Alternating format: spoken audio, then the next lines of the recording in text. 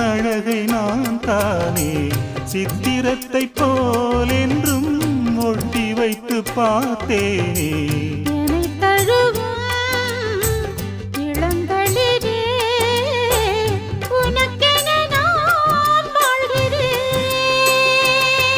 மலரே தென்றல் பாடும்